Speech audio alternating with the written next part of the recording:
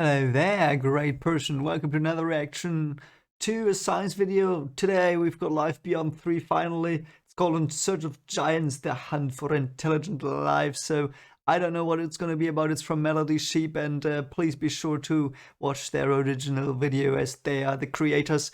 I will probably only give my a cut reaction because it's quite long. It's 42 minutes, and I don't want to just repeat their content and condense it a bit, so you have to watch the video as well. And yeah, so about me, if you're new to this, I'm a quantum physicist, a bit of an astrophysicist. So I have some insights as to what might be going on, but I'm by no means an absolute expert in astrophysics. So yeah, bear with me on some parts. And as always, if you like this kind of content, consider liking, subscribing. Expanse will be coming out. I hope I will start it next week. And yeah, let's just get into this and have some fun. So yeah, here we go. Asimov? No, Clark. Okay, whatever. No, always confuse them. Yeah, so I'm gonna pause a bit. Yeah, so I talked about this on the Halloween live stream a little bit because we had the Fermi paradox. So it's interesting. We have not yet created life, from non-living matter to living matter. We have not done that. So we can't gauge how likely it is that life will eventually develop anywhere. So I think that's interesting. So yeah, that's why this would be historic. I mean, also because it's alien life, but oh, what are you? You look cute and a bit hellish, but cute. Ooh, something like it's not a Dyson sphere, it's a artificial planetary ring. That looked badass. Yeah, as well. Will we make contact? That's something, I sometimes go to school classes and they can ask me anything about astrophysics they want. Anything about physics, but they mostly ask astrophysics questions. And this is really something they always ask about alien life. Will we be able to contact it? And of course, I can't say yeah we will.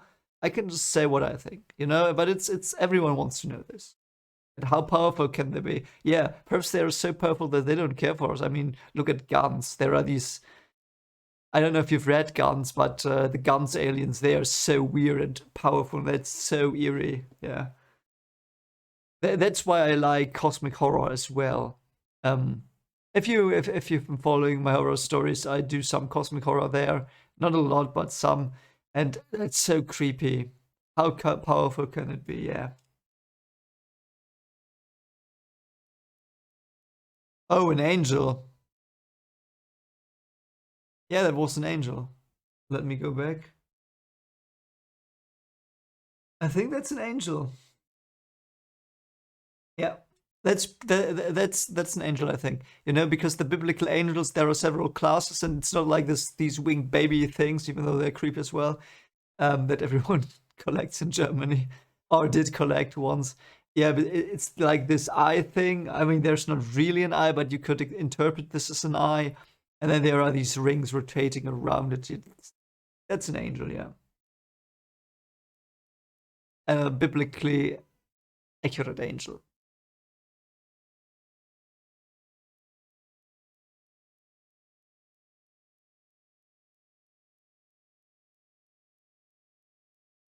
Yeah, how much resources would you need to do that? That looks so great. That looks beautiful. Is that a starway?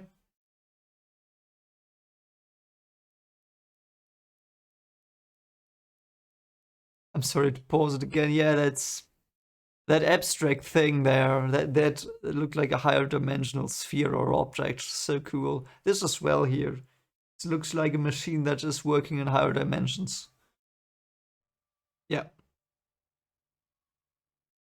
yeah, yeah. It's so interesting, the brain. I mean, I'm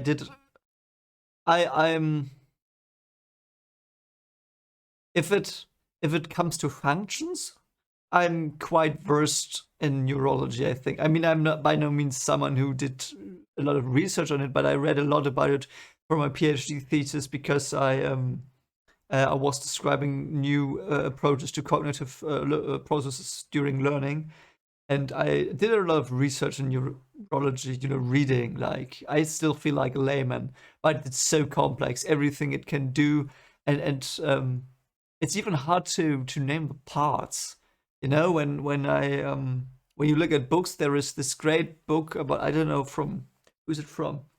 It's not in my bookshelf. I'm just looking for it. No, it's not in my bookshelf because yeah, it's at work because I read it there. It's about how it developed and stuff like that, and they even said that it's so hard to even name things and classify things, and there are so many neurons and so many possible connections. That's so incredibly great. I love the brain. It's so interesting. Ooh, what is that? It looks like a heart. That's so cool. Oh, hello, you. By the way, I've never really thought about it, but I don't think it's that likely, even though that might be wrong. But I think personally, now thinking about it a bit, it's not that likely that aliens are really hostile if they are intelligent the way we are, as individuals. I mean, these swarm archetypes that you see in science fiction quite often, like a nanite swarm or the Tyranids from StarCraft. Is it no from Warhammer, the Zerg from StarCraft. All these things, this idea of the swarm-like thing, like beehive, that's or in Edge of Tomorrow, that is so incredibly interesting. But like us, like individuals that have to not destroy themselves on their planet and then evolve beyond that planet, I think you have to have at least an inclination towards peace as a species. I mean, there might be a-holes, so let's just hope no a-hole finds us. But I think it's pretty likely that it's not like that. It's not like this great big danger if we talk about life like we are life. But these more abstract concepts to us, like these swarm-like things or whatever, or like, where was it? Yeah, let's take Doctor Who's Flux. If that would have been a life form, that could have been, that could have been an alien presence that would be very strange. Even though it was absolutely misused, and yeah, it was antimatter in the end, which was absolutely beyond stupid, but I'm not going to go into that here. But that, this entity thing that goes through the universe and you don't understand it, like or like the Lovecraftian other Thoth or Yog-Sothoth or something like that. That's that might be an evil presence, but a civilization with spaceships and stuff like they show here, I don't think they are likely to be very hostile because they would have destroyed themselves before. I think just my hunch. It's nothing scientific here, just what I think about it.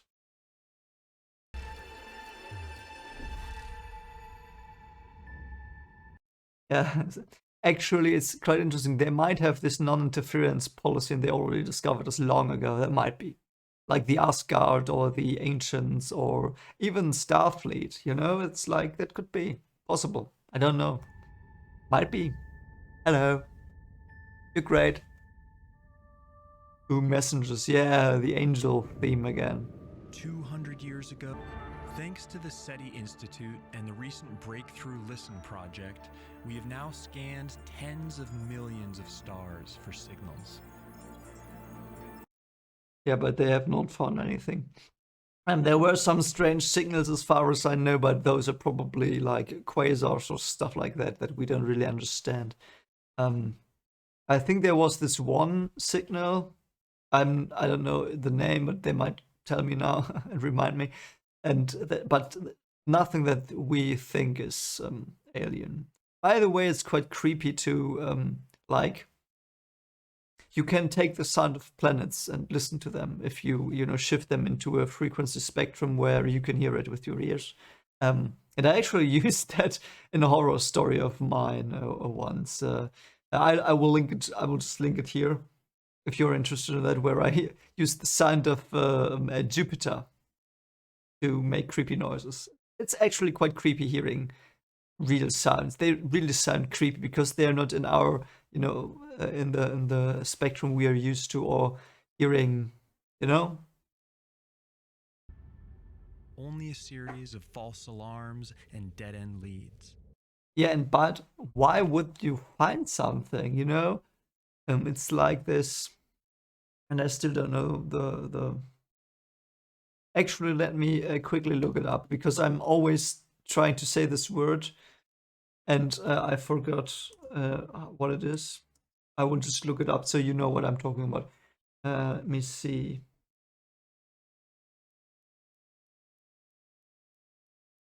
Cross section. Oh yeah, I'm stupid. Okay, it's called cross section. So the cross section of the Earth in space is so small. It's like you have this one spot on the wall, and there's a giant wall, and you try to hit that spot. So the cross section is, you can't hit Earth. And if it's a signal, yeah, it might be a spherical wave, but it's still in time, The signal will travel in time, and, it has to be, the planet of origin has to be the right distance, so we can now, some 100 years later, or 1,000 or a million years later, hear it. And million is already, yeah, because, age of the universe and stuff. I don't know. It's for me, it's unlikely to get a signal like a radio signal. We call it the Great Silence. Yeah, what do you expect? I'm sorry. But in reality, the search the size of all Earth's oceans, we would have searched less than a pool's worth of water for signs of intelligent life. Also time. You have only searched 60 years. That's nothing on a cosmic scale. Nothing. An alien life might view radio as primitive technology. Yeah, because it travels so slow. Speed of light. You're a spacefaring civilization, you'll probably travel faster. From the practical to the unimaginable. Give me the unimaginable. I love the unimaginable. Oh, we've got the angel again. Laser bursts can outshine a star by thousands of times and can carry far more data per second than radio. But why would they send it out? That looks cool, by the way. That looks really cool, though. Why would they do it like that? Of laser beacons could be used to sweep the entire galaxy, like alien lighthouses in a cosmic sea. But why? Still the same speed. Still speed of light. I have to be fair here. I don't get that point. I don't get that reasoning, because lasers are now, what are they, 50 years old? About. And radio waves, they had that a bit sooner, I don't know, 100 years prior to that. So, it's like in 100 years you develop from radio waves to lasers, and now we start to get quantum computing and tunneling, and what's it called? Entanglement and stuff like that. Stuff like that starts popping out, and it's been, 150 years? 200 years since radio telescopes were developed? I mean, why would you assume this would work? It's like you say, yeah, radio waves are too primitive, so let's just take something else that is primitive. For us, lasers are quite advanced still, but you know what I mean? I don't know. I think that's a flawed argument. Advanced life might be using something far more elusive. Or advanced. Neutrinos. Why? Tiny subatomic particles that are streaming through you by the trillions every second. These ghost particles can pass through entire planets and not touch a single atom. But why would you use that? It takes a giant room like this to detect just a handful of them per day. Yeah, that's so cool. So they're in the Arctic or Antarctic, one of them. Colleagues of mine are there. And people from my university, they are doing research in, not in Japan. I know there's one too, but I think there's one in the Arctic as well. I think it's Daisy. It's called Daisy. I think. Oh God, I hope I'm not wrong. It would be so awkward. But yeah, it's like particle physics professor from our university works a lot with neutrinos, and yeah. But again, why would you use that? Why? They are weakly interacting, so you would need a lot of them to detect a signal. If there was a signal, I mean, and now we are back to particles, even not even like EM waves anymore. I think it's not gonna be so. It's again, for me, this again feels as primitive as a radio wave, even though for us it's not. But I mean, if you say they're in 1,000 years from now, if we don't nuke ourselves or burn ourselves or freeze ourselves to death, whatever, I don't think that the neutrinos and stuff like it would be advanced, or so they would be so primitive, so primitive. I think that, yeah. Their messages could be streaming through us right now, and we would have no idea. Never ever. I'm sorry. These are cool ideas, cool visuals and everything. But to say that this is to me, it's not a possibility. I think it's too because it's too slow. If there's an alien life form, why would they use this? I mean, we wouldn't build this. We have better things. You know, you could still use a you could still use a laser, so you don't have to build this. So if you're in a solar system, yeah, you could use these, but what's the point on a galactic scale? Like if you go from here to Alpha Centauri, you would not use this. You would only use this in a solar system. So yeah, they are not that advanced then. Okay, I can give it to them. So they might not be that advanced. So they use this. But I think this is too impractical. Why would you use this? You can just use a laser. You can direct a laser far better than this is. You know, I don't get this because I think if I understand it correctly, they are talking cosmic scales like light years, and they travel at the speed of light about, I think, what 99% the speed of light.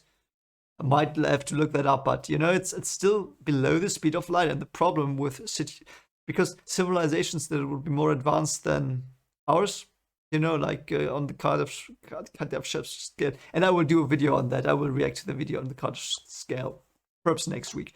But you know, if there's a stage, what is it, 2? No, 3. They won't be stage 3 on that scale. So they would use the energy of multiple solar system or a galaxy, some of that, something like that. So they would not use this. This would be too slow, far too slow, I think. Or they are really minds that work very slowly, like the Ogiers from Wheel of Time. For military purposes, this might be interesting, though, perhaps. Still, quantum computing might be more efficient. They could, in theory, create pattern distortions of space-time, which could ripple through the universe in all directions. Again, why? These ideas are great as scientific ideas, but they are not practical, I think. Why would you manipulate two black holes to send waves through space and time that can only travel at the speed of light? If you know, you're getting more complicated here by the step and more cool. I give you that, but you still stay under the speed of light, so you don't win anything. You don't win anything.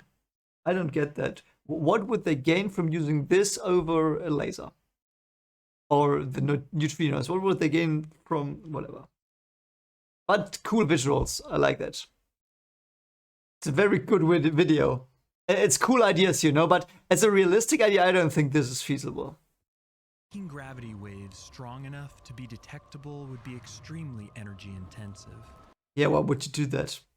Don't gain anything, it's just waste of energy. Placing giant sunshades into orbit around a star could block out starlight in distinct patterns, like a kind of cosmic Morse code. Again, why would you do this? You have a laser. This would require little effort to sustain. Yeah, but why? What's the usage of this? Possibility of all is that they have left messages in our DNA. That is cool. That is very cool. This is great. The other one with the sunshades, why it's so impractical. Why would you use that? So many resources, so impractical. But yeah, great ideas. I like the ideas. It's like these are great sci-fi ideas. And this with the DNA, yeah, could be. Who knows?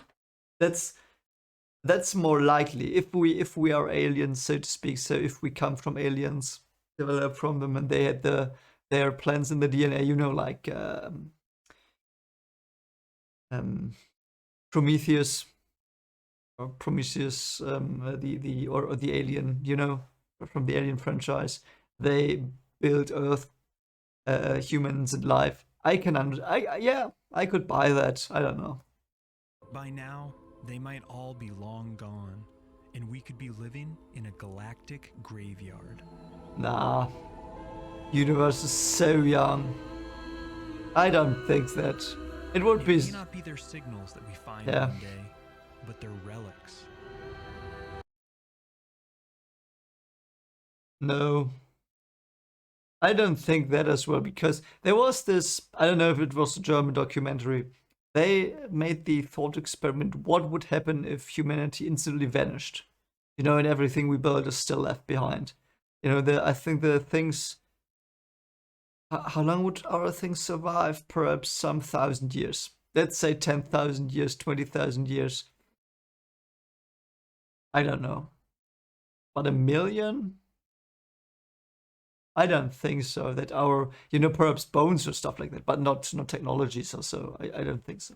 So we will not find technologies or stuff like that. So we have to go to other planets, dig around there, like be space archaeologists. We might find stuff there, but not like dead technologies. I think they decay too quickly, because the more advanced it gets, as far as we know, and I might be wrong, possible that I'm wrong here, but the more advanced we get, the more complicated and more prone to chaos these things get.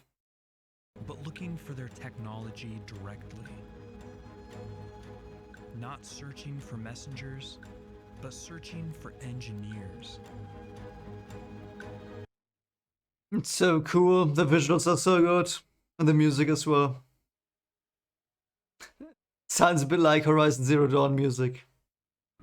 But classifying them by their energy usage will give us insights into what technology they might be using. Kardashev?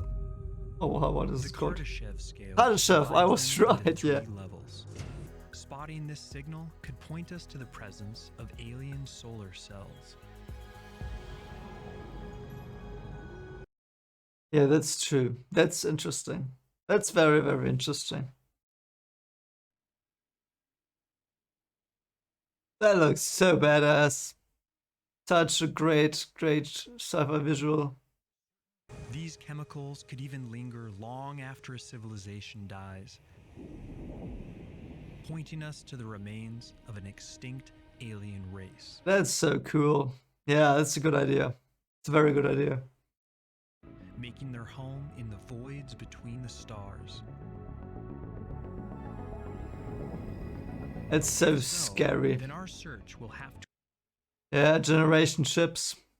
So weird. Oh, what is that? What are those things? They're cute. Are those? What are they? That does mean what is that? Looks so weird. Hello, thingies. What was that? What is that thing? It looks so great. And the easiest way to get them may not be from mining planets, but from mining asteroids. Yeah, that's pretty likely. That's actually quite feasible in the near future, I think. It's expensive, but... Searching distant asteroid fields for temperature or chemical anomalies could indicate alien mining activity. But how would you detect them? They're so far away. Is that the Gould's mothership? Oh yeah, bye planet. Why would they make it collapse inwards into a black hole? So instead of a sphere, we might find a cloud of objects. A Dyson swarm. A Dyson swarm, that's so great. Looks so beautiful. So beautiful. What a great visual. Hello, my buggy friend. This process would also allow you to lower the temperature of a star, postponing its death by billions of years. That's so cool. Yeah. Yeah, that would be nice, though still quite complicated. I thought it was a Star Destroyer. It's not a Star Destroyer. Is that a jump gate? Yeah. Alien starships that hit the brakes at light speed could leave behind a long trail of ionized gas. Except, no, I don't think so. I mean, yeah, of course. And don't get me wrong, of course they would do that, but I don't think that's the way possible. Why would you travel at the speed of light? Yeah, okay.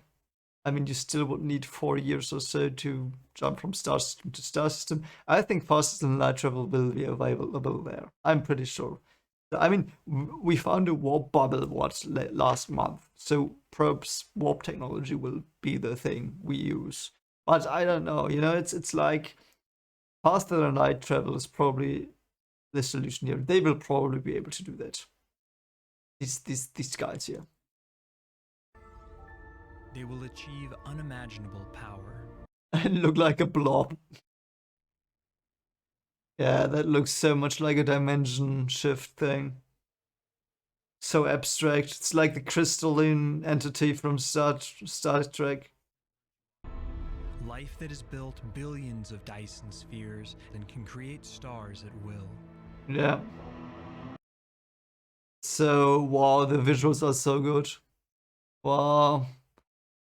So one way to search for Type 3 life forms is to look for what's not there. Ah, In the distant voids. Space, there are huge voids between clusters of galaxies. That is an interesting theory. Wow, that's such an interesting theory. Never thought about that. I think it's the quantum fluctuations from the Big Bang, though.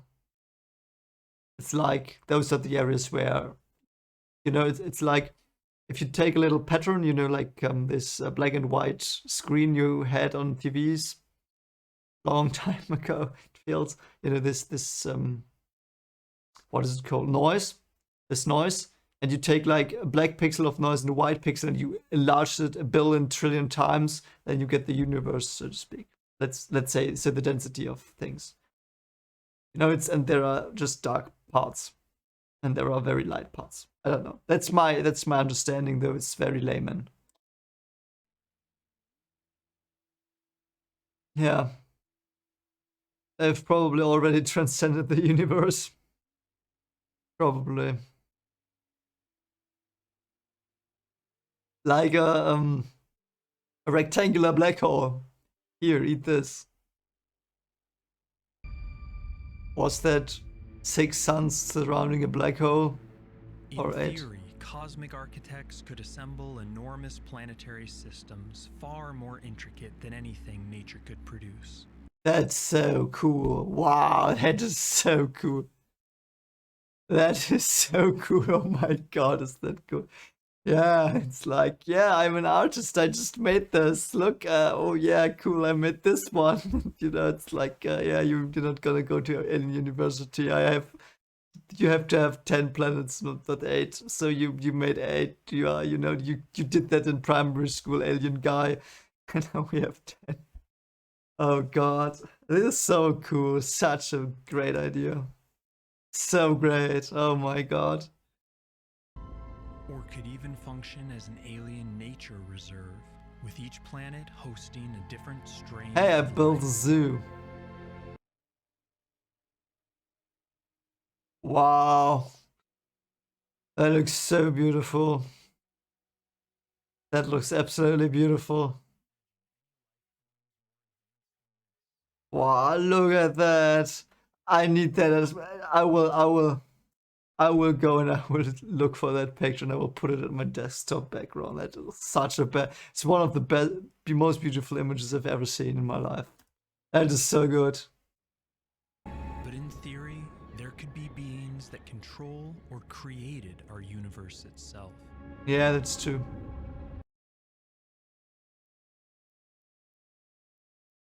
That is so good. Wow, look at that. Yeah, that looks like Final Fantasy. I don't know why. What great art. This is such incredible art. Please like that video. It is so good.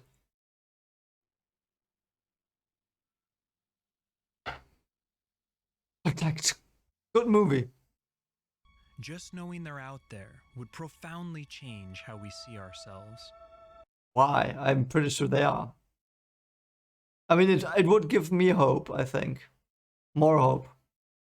Because we know it's possible too that there are others that can help us. For the first time, we would feel a true sense of cosmic brotherhood. Yeah, that's the thing. I think so too. Wow. Look at that. Look at that beauty. What a great rendition. Is that a jump gate on the bottom left? We would be studying these civilizations as they were in the deep past. If the signals are sublight speed, why are you not talking about hostile light speed?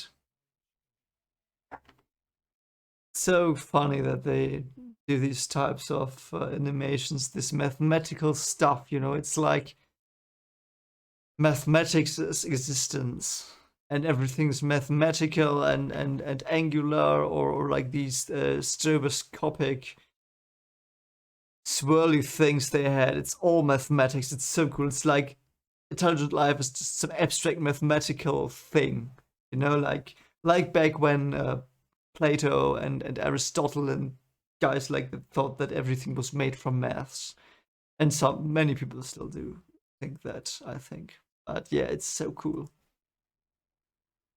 But what if, after all our searching, we never find another sign of intelligence?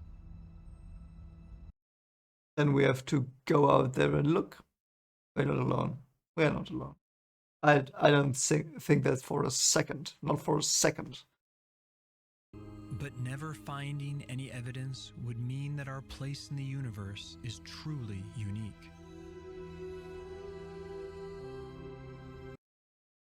I think that is one of the most dangerous thoughts in science. That you think you are unique. You are. Everyone is unique. You know, I don't mean it like that. It's like yeah, we are on Earth, so we are at the center of everything. You know, it's like if you say that just because you think it should be that way, be very careful. If you say it because you know it's that way, it's another thing, but we don't. So I would be so careful with statements like that. And as here, I think. But yeah, it's be careful with that. If you think you're unique, you're probably not as unique as you think. I mean, as a person, you are, and you're great, and I love you all, you know. But you know what I mean with uniqueness? It's a dangerous thought. It's possible. It's possible. Of course, it's possible. But I think that's a bad assumption to start from. I think that should be the last possible conclusion. As he puts it here, it's great in this video. Do a great job of doing it, portraying that thought, because it's you know it's like yeah, it's the last. If we don't find anything after thousands, billions of years, yeah, then there is nothing. But you know, currently we have no clue. We haven't even started really looking. Immense responsibility to keep the flame of intelligence alive. Why? Why would you keep the flame of intelligence alive? Other than because you evolved that way, so you want to preserve what you are. You know, I mean, I have that preservation drive as well. You know, everyone does. But you know, no, if you try to get a bit farther away from our race, from humans, you know, why is it so important that you're intelligent? Why is that something great? it enables us to work better in the universe. It does that. So from an evolutionary perspective, I think intelligence is a consequence of the development, natural development of any kind, you know? But I don't know. Claiming that we have to preserve intelligence for other reasons than we are intelligent and want to survive, which is a core drive of our being, and I have that too. I mean, everyone I think has it. And you know that why say it's so important other than because we have it in our genes? I mean, he didn't say it, but it sounded that way. Whoever created these animations and sketched them, very good. Yeah, whoever designed this, what a job, eh? What a job. And it doesn't matter. We searched. Yeah, what a nice ending. Yeah. Unknown Dino. Yeah, you guys, man, you did a fantastic job. Unknown Dino, that's such a great name. It's only been these people here. Only been these people. Wow, what a great job, guys. Wow, that was absolutely great. I would have liked more faster than light ideas, though there are a few, and there might not be any yet. There might not be many good ones that are feasible, you know, because they are not from a sci-fi perspective here. They try to be very scientific, and I think they were. So everything they proposed, what theoretically, I mean, yeah, I think it would all be probably somehow possible, though impractical. But doesn't matter. It was such a great video. Loved it, and I will look for the picture of the galaxy. Of the black hole with the things on the horizon. I love that sight. It wasn't. There's this song that they did of Carl Sagan, like it's Much More Glorious Dawn or something like that, where they remixed him. And there is this line in the song that they produced. Not the sun, but the galaxy rises, and they mean in the morning. And there's this picture. It's like this coast, and there's a galaxy in red rising up, and that was such a great picture. And this was even better. It was like this idyllic paradise, like. Let me think. Let me see if I get it again. There it is. Yeah, here. Wow, yeah, look at that. Like this.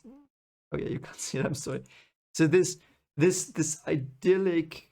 You know, nature and in the sky, just power and knowledge and future and hope and such a picture. What a picture. This is one of the best pictures I've ever seen, and I will look for it. I hope they have it on their website. I don't know. Check it out. Anyway, this was my reaction to this. I'm sorry it took a bit longer, guys. I had so much stuff to do between the years. But it was worth the wait. I might do. What time do we have? Because I plan on doing. Yeah, it's too late. I have to cut this. So I will rank my Bleach characters. Yeah, I've got a favorite character tier thing. I will do that. I will have some fun with that, and I will start Wheel of Time. Probably I will record it on Sunday.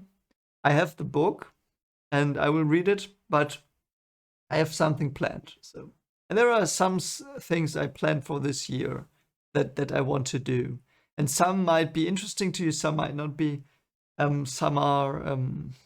Yeah, I will talk about that if we get to 1,000 subscribers. If we do that, I will talk about what I plan this year, because there's something I've been working on a very, very, very long time. And I want to do that, and it might be something you have fun with. I'm not sure. And yeah. I will watch Expanse and Arcane, and I will watch the horror show that I think Rob recommended it, or Genre Online. Shoutouts to you guys if you're here, and Happy New Year. To every one of you, again, Happy New Year. And yeah, we'll just see. And I hope that you like this a bit, my ramblings, and please again support their original video release. Yeah, I have to, yeah, you know what you have to do here.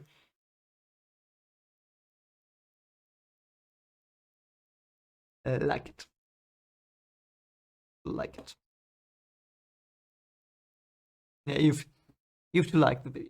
Yeah, I did. I just like the video. So anyway, hope you have a great day and perhaps see you soon. Bye.